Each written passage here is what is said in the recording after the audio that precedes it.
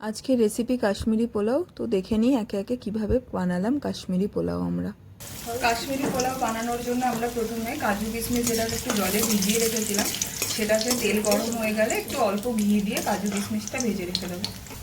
গাজর দিই, এরপরে হচ্ছে যে গাজর, অল্প একটু বিনস আর হচ্ছে ভেজে নিচ্ছে লবণ দিয়ে।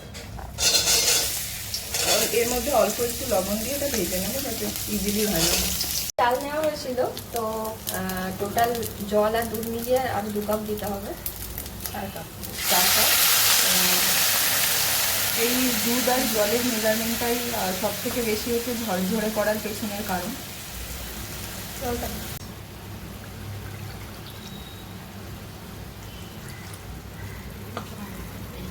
পোলাওটার মধ্যে আমরা পেঁয়াজটা দিতে মিক্স করেছিলাম, তো ওই জন্য পেঁয়াজটা পরে ভেজে নিয়ে পেঁয়াজ তার সাথে একটু আদা রসুনের পেস্ট এটাকে পুরোপুরি কষিয়ে নিয়ে এখন পোলাওটাতে দিয়ে মিশিয়ে দিলাম। এই যে চালটা আমাদের অলমোস্ট হাফ কুক হয়ে গেছে। এবার আমরা কেটে রাখা এই খেজুরটা উপর দিয়ে ছড়িয়ে দিয়ে একটু নেড়ে দেবো।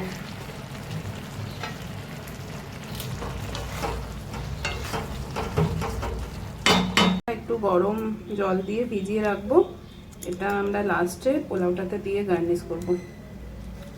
আমাদের অলমোস্ট 80% কুক হয়ে গেছে। এই অবস্থায় আমরা পরিমাণ মতো চিনিটা দিয়ে দেব, যতটা মিষ্টি খেতে পছন্দ করে সেই মতো। আমি 2 চামচ দিলাম এখানে। এরপরে আমরা যে সবজিগুলো ভেজে রেখেছিলাম, আমাদের হচ্ছে গাজর, বিনস আর হচ্ছে কাজু কিশমিশ, এগুলো সব একে একে মিশিয়ে দেবো এর মধ্যে। এবার আমরা এই চালটাতে স্যাফরনটা যেটা ভিজিয়ে রেখেছিলাম সেটাও এর মধ্যে দিয়ে দেবো। এটা সুন্দর কালার প্লাস একটা সুন্দর স্মেল আসবে।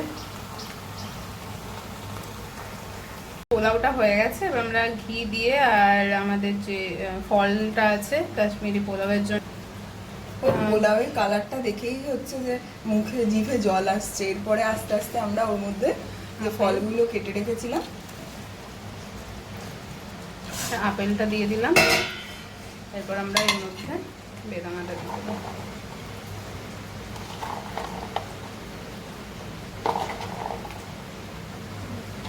খুব কম টাইমের মধ্যে এরকম একটা সুন্দর টেস্টি কাশ্মীরি পোলাও আপনারাও বাড়িতে ট্রাই করে দেখতে পারেন।